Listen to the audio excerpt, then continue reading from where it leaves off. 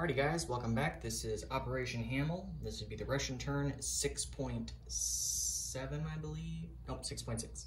6.7 is the Italians. 6.6 for the Russians, Operation Hamel, Global War 1914. I'm Crooked Leg, your host. You know all of it. Anyways, we have the Russian turn here.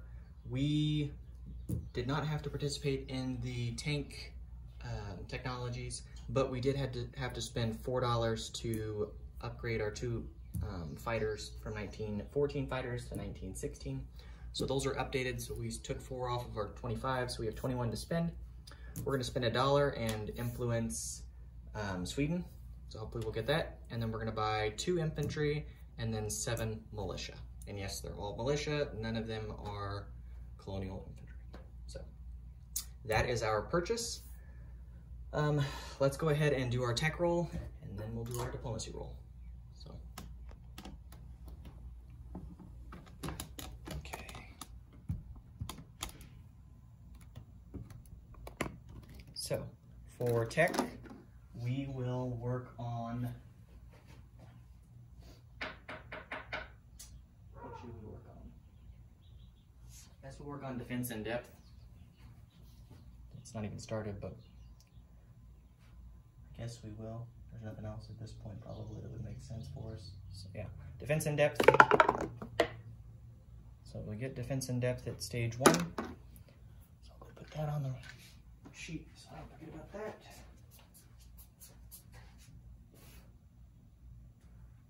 So we're started there.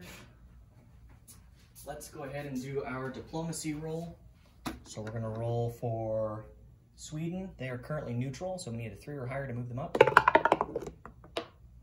got a 7, so that's no success. We have 2 combat moves. The first combat move, as you would expect, it's going to be a walk-on with this infantry from Northern Kazakh into Mangetsu. So we'll claim control of that again. And then our other combat move is going to be an attrition attack from Grando province in western Ukraine into Galicia. So we're going to have 5 artillery at 1s. So we'll do that attrition attack. And that, I believe, is our only combat move. Yes, that's our only combat move. So let's go ahead and roll those 5 at 1s. So probably get nothing. I've been instructed infantry are the casualties. So here we go.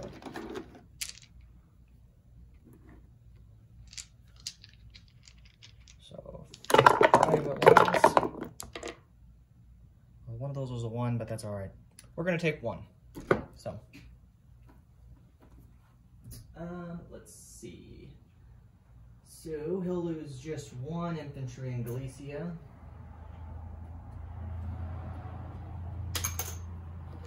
Okay. So we took that off. No success otherwise rolling the dice. I'll take the 1. It's good on our part. So it's the downside of having a dice box is rolling the dice separately, slightly. So okay, so we took the 1 guy off in Galicia, so now we'll get into non-combat moves. For our first non-combat move, the militia here in Northern Kazakh is going to move down to Kazakh Turkmenistan. And then the 2 elite cavalry here in Western Kazakhstan are going to move to Donetsk, Kuban. So that's done. Then we have up here 2 infantry in Northern Persia. They're going to rail all the way to Kiev. Actually, no, we won't do those. We're going to do the 2 artillery instead. The 2 artillery here in Transcaucasia are going to be railed to Kiev. So we'll do that. Then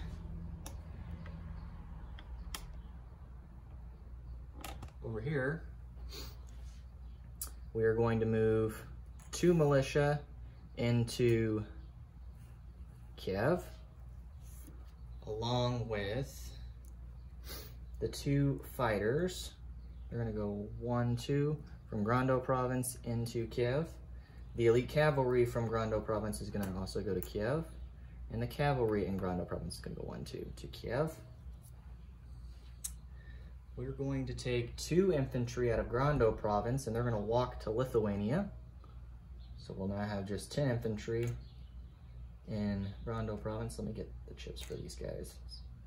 So that takes us up to the full 6 guys that we need to form a trench line in Lithuania. So those 3. Okay, need to change this out. 4, I'll put a guy on top of it.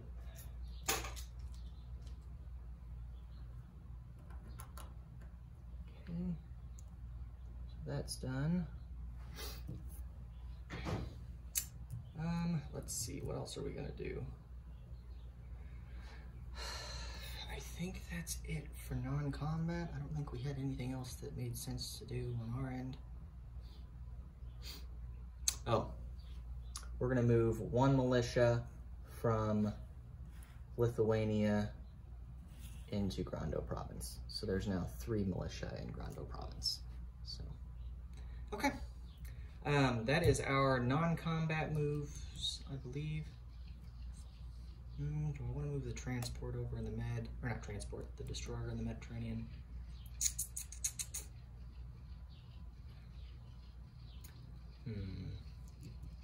No, we'll leave him where he's at. So, that is it for our non-combat moves. So now, naturally, we will go ahead and proceed with our placement of units. So, placement of units. We're going to put 2 infantry into Kiev. And then we are going to put a militia in West Ukraine. We're going to put a militia in Grando Province, a militia in Lithuania, and then we're going to put a militia in Taurida and a militia in Eastern Ukraine. And then our last 2 militia, so we did 1, 2, 3, 4, 5. 5 times 2 is 7, or 5 times 2 is 7. 5 times 2 is 10. And then we spent 6, so 16, yeah, so we have 2 left.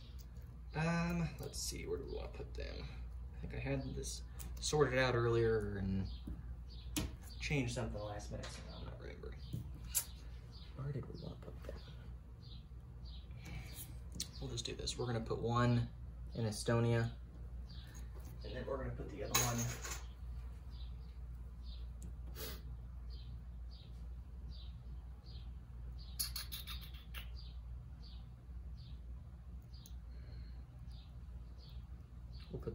here in southern Belarusia. So, all right, so that is our placement of units. So the Russians will collect their normal, I believe we're at 15, yep, $15 territories. I need to roll for wartime economy, and then that is the Russian turn. So let's go roll for wartime economy. So, wartime economy, 2d6, here we go. Big numbers, or not. So we got a 4, cool. Slightly below average. Okay, so we will have $19 to spend as the Russians' next turn. So, there's 5, or 10, and 4. We'll grab a 5.